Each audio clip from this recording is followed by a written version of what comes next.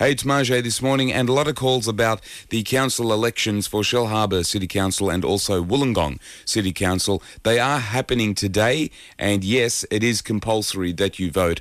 Otherwise, you will be incurring a $55 fine. So look out for those polling booths in schools and churches around the place. Get it out of the way early because it's going to be a great day. You don't want to be spending it in line waiting to vote for somebody.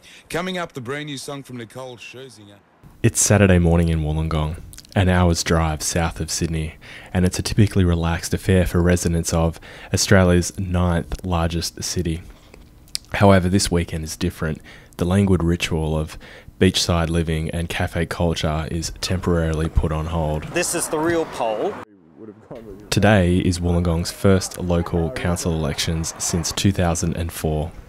People want councillors who are there for the community, who will be responsive, who will be able to talk to the community, take their concerns into the council chamber. What they don't want is councillors who respond either to the Labor Party in Sussex Street or the Liberal Party in Macquarie Street or to the developers. The City Council was rocked by revelations of council corruption in early 2008. A bribery and sex scandal involving council staff and property developers led to an investigation by the Independent Commission Against Corruption, and the council was subsequently sacked and the region placed under administration. I know, I sort of taint the local area. I don't think you can ever 100% corruption-proof any organisation because of the human frailties. There are often times when people are going to do the wrong thing for whatever reason, but we need to make certain we've got processes and systems to try and mitigate that. Wollongong needs a council that is clear of corruption, that stays away from the same problems that occurred at the last council. The affair, which became popularly known as the Table of Knowledge, was even turned into a best-selling local play. The fallout left an enduring stain on the city, and one that its residents and political hopefuls will want to move on from today. Look, it did occur on my watch. We can't get away from that fact. Was I responsible or accountable for a lot of the things that happened? No, I wasn't. I think what I would say now, though, is that having been through that experience with the ICAC inquiry, investigation and the like, no one would ever want to go through that again.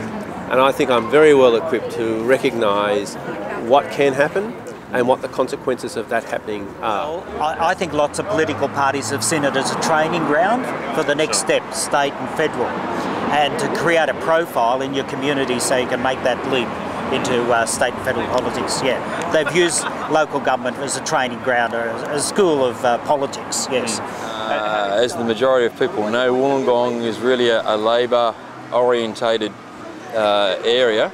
And this is where we had the problem in council before ICAC got involved.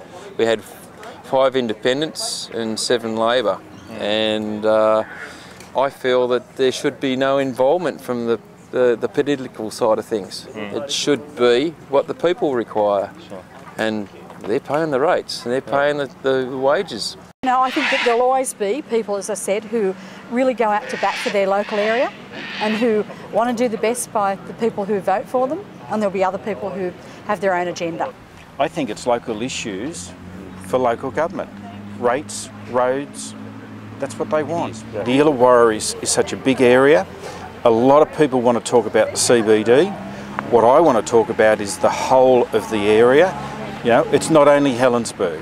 It's Dapto, it's Port Kembla. I was at a meeting at Cringella during the week. They've got issues. What do you think the most unifying, most common concern across the whole Illawarra is? A lack of representation, no party politics. They want people to have their views represented. The eventual results of the election represented a changing of the guard for what has traditionally been a Labor strong point at all levels of government. The council elected on September 3rd was balanced like never before and will feature just 4 Labor councillors sitting alongside 4 Liberal, 2 Greens and 3 Independents.